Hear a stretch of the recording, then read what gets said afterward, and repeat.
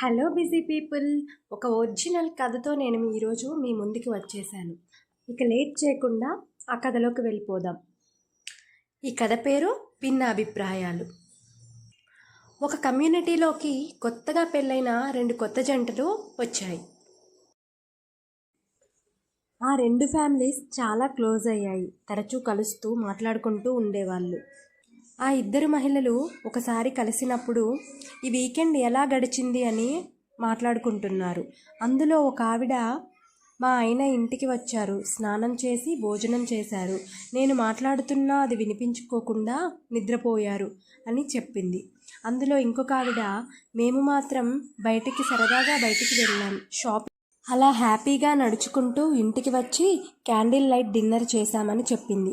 అది విన్ని మొదటి ఆవిడ తన భర్త ఎంత మూర్ఖుడో, తన ఫ్రెండ్ భర్త ఎంత మంచివాడో అని మనసులో అనుకుంది.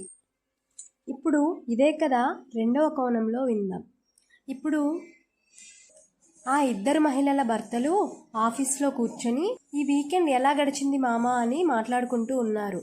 అందులో మొదటి ఆవిడ భర్త, నేను ఇంటికి వెళ్ళగానే మా ఆవిడ నవ్వుతూ ఎదురొచ్చి నేను అలసిపోయానని గమనించి నాకు మంచినీళ్ళు తీసుకొచ్చి వేడి నీళ్లు రెడీగా పెట్టి భోజనం సిద్ధం చేసింది. ఆ రుచికరమైన భోజనాన్ని కడుపు నిండా తిన్నాక తను ముచ్చట్లు వింటూ అలాగే నిద్ర పట్టేసింది మామ అని చెప్పాడు.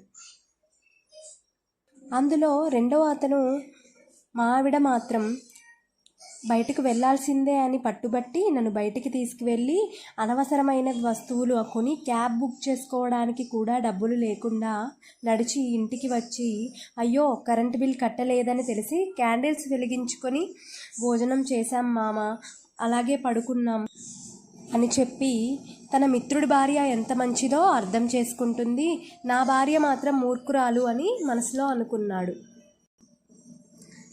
ఇది ఒకే కథ, కానీ 2 అభిప్రాయాలు, 2 కోణాలు, భిన్నమైన అభిప్రాయాలు. ఈ కథ మీకు నచ్చినట్లయితే like, share and subscribe. Thank you for watching.